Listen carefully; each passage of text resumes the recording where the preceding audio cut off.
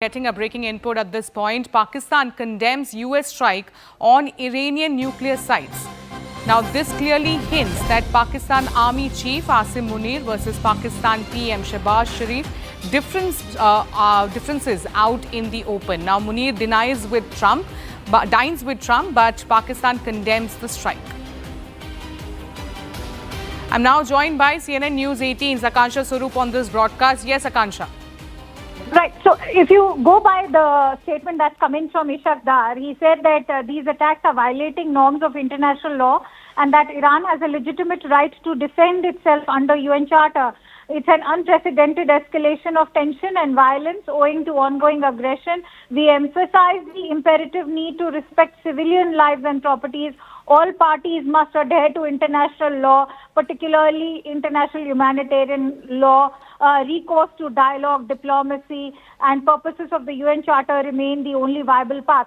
So Ishaq Dar very much, in fact, echoing the overall sentiment within the Pakistan Assembly. But what is very surprising is that it comes days after the US Army Chief Asim Munir had that meeting with the US President Donald Trump, where it has been clearly indicated that they are looking to Pakistan for logistical support, for intelligence sharing in their operation against Iran, because remember, there's a 900-kilometer border that Iran and Pakistan share. And so will Pakistan, in fact, to win over the United States over to their side, open those borders for access to Iran? That is a critical question. Remember, there's a sizable Shiite population in Pakistan as well. And as we all know, all of them look towards the Ayatollah Khomeini as their leader. And so this could also be a socio-religious concern for Pakistan, and for Pakistan to not condemn it would also lead to sectarian violence within Pakistan's Shiite population, which is very much against the U.S. actions. So Ishaq Dar was also somebody who carried out a resolution the day on 13 June after Israel carried out their airstrike. So we'll have to see how this now shapes up. Will Pakistan openly and actively step forward to jump to Iran's rescue? Are they in a position to do so? Because as we've already seen in that meeting, that Asim Munir is more than keen to appease US right now, because they need funding. As far as Pakistan is concerned, it's already in a state of financial doldrums. For how long can they afford to openly and actively support Iran is something we'll have to see. But there is a clear difference of opinion, isn't it, Akansha, where one side we are seeing Asim Munir is dining with the US President Trump. At the same time, we are seeing that Pakistan is coming out and condemning the strike done by United States. So there is, in fact, somewhere a confusion between the army chief and the Prime Minister.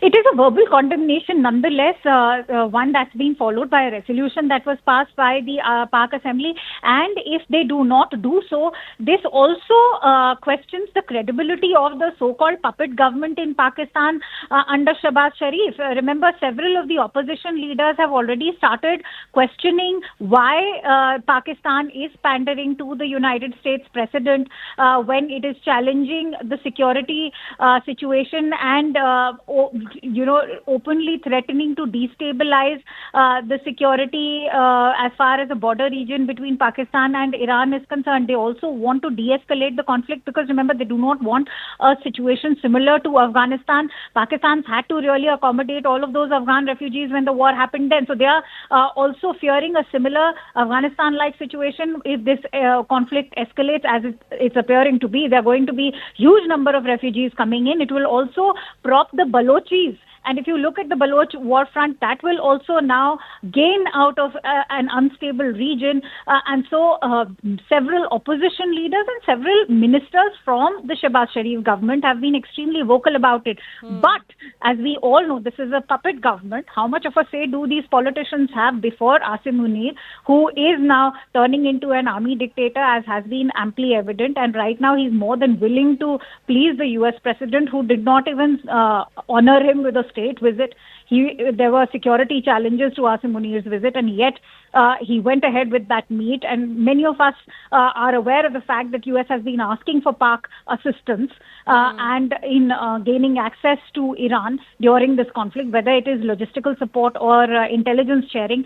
How much of that is Pakistan willing to assist US with? That's a very critical question. It will also question Pakistan's own credibility among the Islamic nations, whether it's a Saudi Arabia, All right. UAE. Absolutely. This is going to, of course, question the credibility of Pakistan at this point. Let me now go across to Tara Karta, the former director of NSCS. How do you see how there is, of course, a difference of opinion when it comes to Asim Munir, who is dining with President Donald Trump? At the same time, Pakistan is condemning the attack on Iran. Pakistan's condemnation actually is an absolute copy-paste of the Chinese position. So that's what they're doing. But the note, it's very strange. There are no protests in Karachi or Islamabad.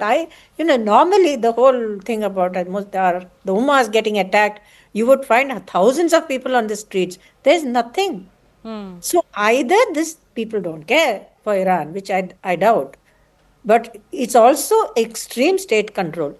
Number two, the Iran-Pakistan border has always been, for years, been an entry for all kinds of intelligence, including in one case, which I know, including Israel. They use that border to get into Iran and, for special forces, etc., intelligence evaluation. My problem is, what is Pakistan getting out of this? He had the lunch, he's been feted, now what is he going to give back? So that is, for me, is the question which we have to look on very carefully. Do they have a great relationship with Iran? Clearly not, because they attacked each other's sides.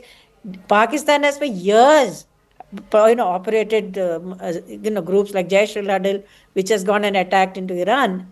But, the curious fact here, which I really want to bring out, one in your show, one of the US interlocutors had said that, Iran keeps saying death to America, which is why we don't want Iran to have a nuclear weapon.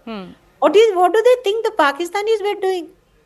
When Gaza happened, they were burning US flags. They threatened that. The same thing is happening in Pakistan. So the hypocrisy here is very evident. On one, you're attacking Iran, but you're saying Pakistan is okay with it. So I am wondering, we'll have to watch carefully to see how the Baloch on the other side are going to act on the other side in Iran. That is the key. But do you think that this is, of course, a very confusing situation for Pakistan? What should they do? Should they actually go ahead? Because they want the funds from United States. At the same time, they also want to condemn the attack on Iran. So this is, of course, a very catch-22 situation for Pakistan. Yes, it is. Yeah. Hopefully, it'll be very difficult for Munir to now talk about, the Nobel Peace Prize after they bombed the hell out of Iran. But, the sad part is, as you yourself said, this is not the first time the US has bombed Iraq, has bombed Afghanistan, has bombed a row of countries. In fact, I think the debate in the US is whether Trump has the powers to do this, the war powers to do this or not. Which earlier presidents have not bothered about it either. They go ahead and do whatever they want. Okay. If this escalates, if, like I said, China and Russia decide to step in, which as of now doesn't seem likely, but again, I'm saying if this goes on, this could escalate, then things will take a very, very different turn. Then Pakistan has to choose US or China. It cannot do both. Absolutely. Then it is going to be, of course, a very tricky situation for Pakistan if the situation is going to escalate. Many thanks, Tara Karta, for joining with us and sharing your perspective. With that, we are going to slip into a short break. More news and update on the other side. Stay tuned.